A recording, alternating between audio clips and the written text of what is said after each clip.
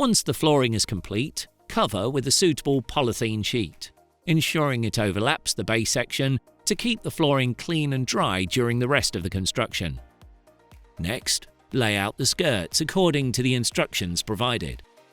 The skirts have been numbered to help you and will only fit correctly in order. Starting at skirt number 1, positioning it against the wall over the polythene sheet. The skirt should be perfectly level with the top of the flooring. Fix the skirt into the base using 45mm countersunk screws. Next, fit the second skirt alongside the first one, ensuring it's level, and fix this into place. Repeating for each and every skirt, ensuring they are perfectly level.